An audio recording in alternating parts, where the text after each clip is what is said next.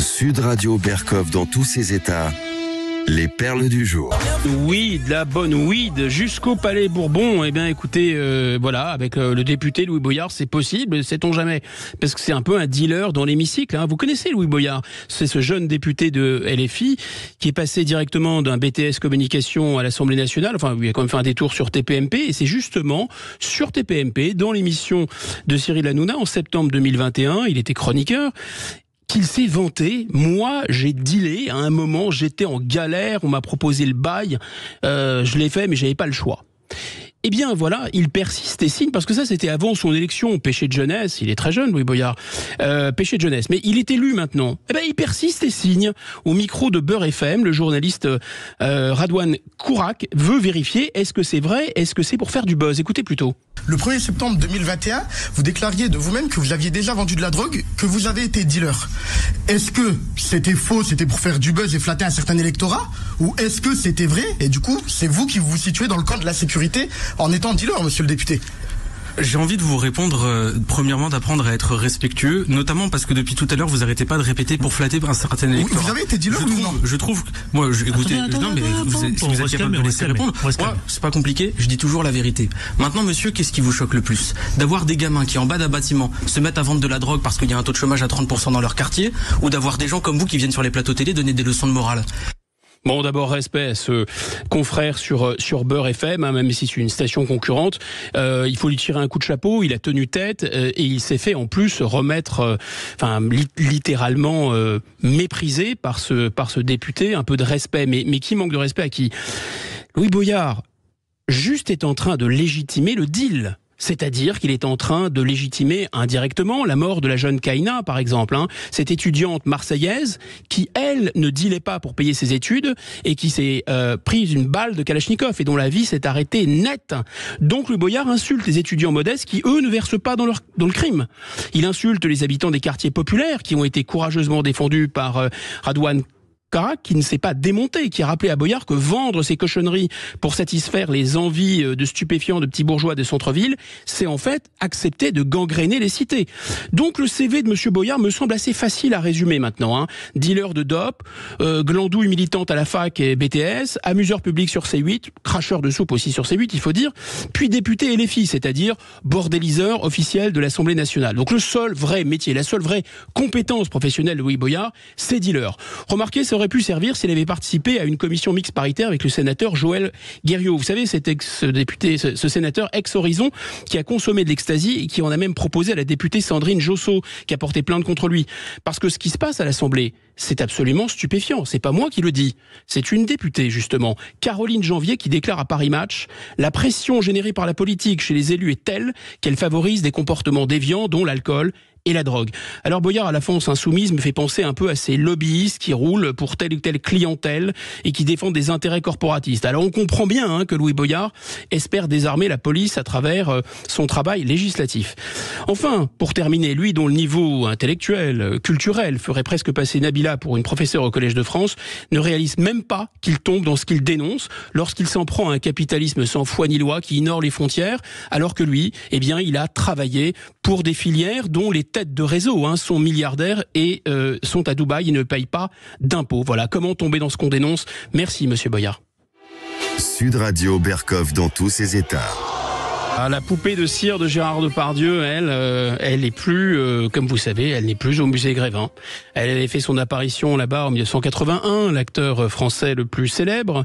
Et l'effigie de cire de l'acteur va désormais rejoindre à la remise celle de Pierre Palmade, par exemple. Que le même sort soit réservé à notre GG national et à l'inoubliable interprète du sketch du Scrabble, c'est quand même scandaleux. Pas parce qu'il y a une différence de talent, non, pas seulement. Parce que M. Palmade s'est drogué, a fauché la vie d'une femme enceinte et de son enfant, et il a brisé net une famille. En 2023, le forfait commis par Gérard Depardieu est peut-être C'est quoi ? C'est un crime déclamatoire, parce que l'acteur, effectivement, il est mis en examen depuis 2020 pour viol et agression sexuelle. Et franchement, si les faits sont établis et si la justice le trouve coupable, c'est pas moi qui veux pleurer sur son sort. Il faudra qu'il paye. Mais pour l'instant, il bénéficie tout de même de la présomption d'innocence. Ah, pas vraiment, parce qu'il a été remis en examen médiatique par la diffusion récente de compléments d'enquête sur France Télévisions. Dans ce reportage, on entend un petit procureur du sévice public qui le cloue littéralement au pilori. Et rien ne va là-dedans. Ce qui ne va pas, c'est d'abord le viol de la présomption d'innocence, je vous l'ai dit. Ce qui ne va pas, c'est l'effet de meute. Ce qui ne va pas non plus, c'est la confusion entre les paroles et les actes, avec cette sacralisation de la parole des femmes. Dans la France de 2023, il sera bientôt moins grave de tuer quelqu'un que de prononcer une parole misogyne sans faire de mal à une mouche. Car il est bien connu que plus on parle, en général, moins on fait. Après tout, Gérard Depardieu, jusqu'à preuve du contraire, ce n'est ni Bertrand Cantat, ni Landru. Ce qui va pas non plus, c'est qu'en fin de compte, Depardieu, même s'il est archi coupable, et encore une fois, il devra payer, ça ne retirera rien à son talent. Ce qui ne va pas non plus, c'est qu'on sent très bien que Gérard Depardieu, c'est un personnage un peu sur la brèche, un peu borderline, comme disent les psychiatres, et qu'il verse dans la provocation, voire peut-être dans le suicide social. Enfin, ce qui ne va vraiment, mais alors vraiment pas, c'est que cette société s'en veut probablement de l'avoir tant aimé. Voilà. Et cette société, elle brûle ses idoles. Pas certain que Gérard Depardieu en ait grand-chose à cirer d'ailleurs. Sud Radio Berkoff dans tous ses états.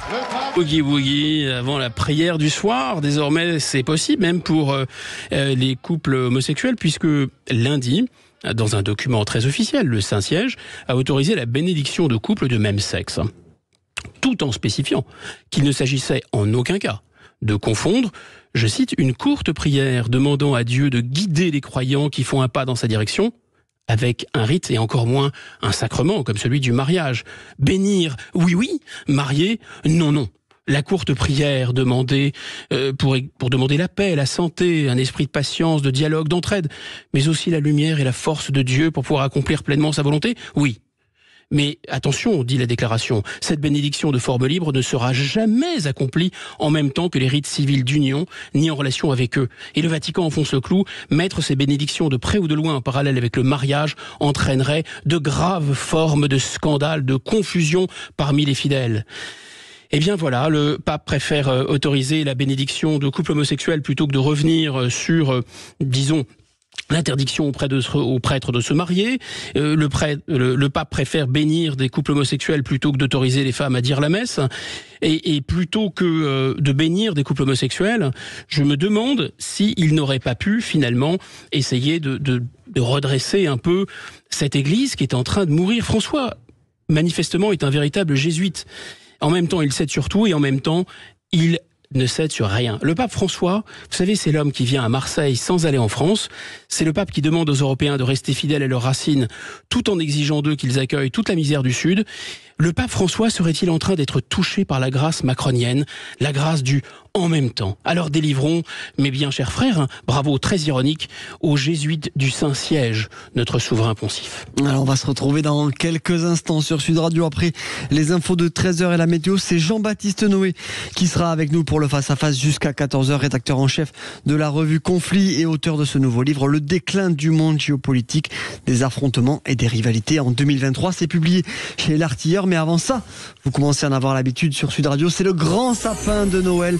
C'est le moment pour vous de tenter de gagner tous les cadeaux qu'on a à vous offrir. Vous gagnerez peut-être aujourd'hui une tablette tactile offerte par Sud Radio et la Confédération des buralistes, une séance photo professionnelle en famille avec notre partenaire, la shootingbox.com, ou encore de nombreux cadeaux. On a des enceintes connectées, on a des voyages, on a des séjours à vous faire gagner. Vous connaissez le numéro 0826 300 300, 0826 300 300. Tiens, Guillaume, donnez-moi un numéro entre 1 et 25. Tiens. 8. Donc le 8e appel gagnera aujourd'hui le cadeau qu'on a offert à gagner, qui est dans notre coffre secret à mettre au pied du sapin. Ça peut toujours faire très plaisir pour les fêtes de Noël. À tout de suite sur Sud Radio, 0826 300 300. Bonjour à tous, c'est Alexandre Delovan et je vous souhaite de belles fêtes de fin d'année. Prenez soin de vous. Bonne fête avec Sud Radio. Sud Radio. Parlons vrai.